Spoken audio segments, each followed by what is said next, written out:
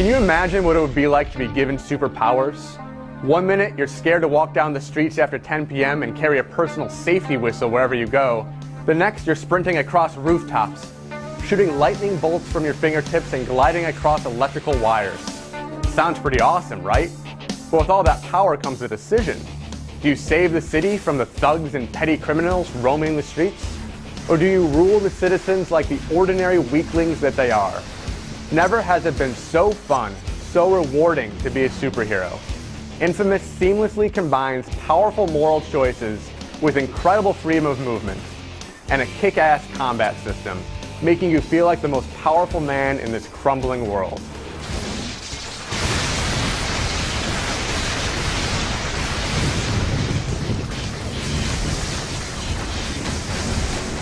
At the beginning of the game, Cole is just an ordinary bicycle delivery man. When the package he is sent to deliver blows up, buildings explode, thousands of people get killed, and a terrible plague ravages the survivors. Oh God. But Cole actually grows stronger from this chaos. He miraculously gets superpowers and spends the rest of the game tracking down who set off this bomb in the first place. The story is well told, slowly bringing the conspiracy into focus, and the well-developed characters surrounding you make it even more engrossing. I did it for us, to make sure we're taken care of. I don't get you sometimes.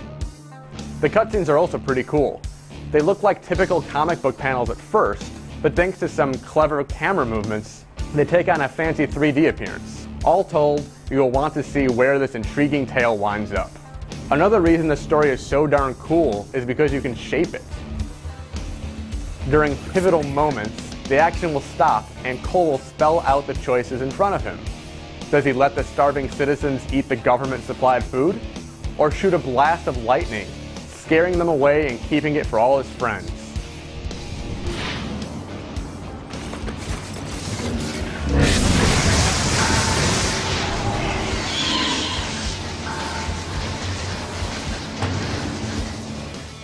Some of the decisions aren't so black and white. So you'll have to decide what kind of person you truly want to be and live with whatever consequences appear. The gameplay is just as incredible as the story. There's a real sense of freedom as you sprint across rooftops and shimmy up lampposts.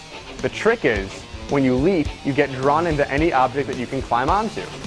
So if you take a flying leap off a skyscraper, you can land on a thin electrical wire many stories below you with only moderate effort.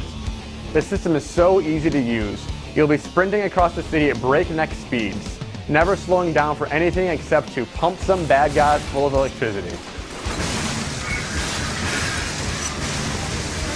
You can scale buildings just as easily.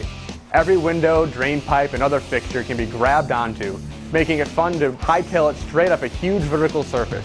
And when you unlock the ability to glide early in the game, things get even more exciting.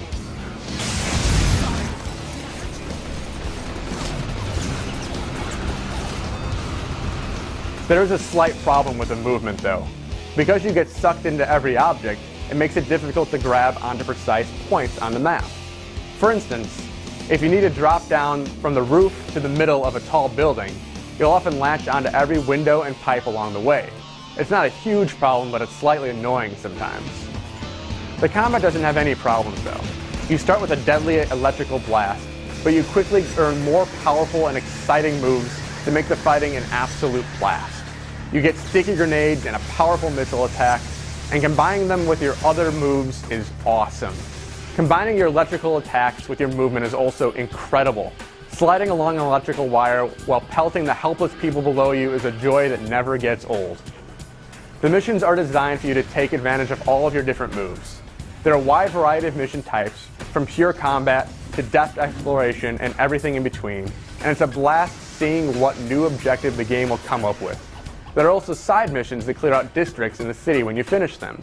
There are 30 unique bad and good missions, depending on what side of the morality coin you choose, and there are some awesome surprises in store. The pacing in Infamous is also top-notch, doling out new missions, side quests, and abilities at such a steady rate that you always have something cool to check out. The one blemish in this otherwise incredible game is the visuals. They just aren't that hot.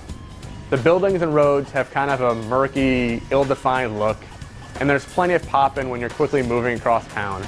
There are also some glitches, such as when Cole will fall clean through a railing or other solid object. These problems don't detract from the fun of the game, but they are noticeable. The visuals aren't all jankety though. Some aspects are well done. Cole animates really smoothly. Watching him climb buildings is pretty amazing. The lighting is also pretty sweet.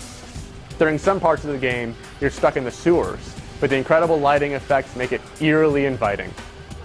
The visuals are the only thing wrong with Infamous, and even they aren't bad.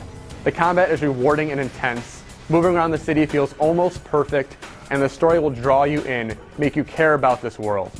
It'll take about 30 hours to finish the quest your first time through, but Infamous is just so darn fun, and the moral choice is so intriguing that it's worth playing through again just to see the events play out from the other perspective. Infamous is one of the most exciting and engaging superhero games ever made.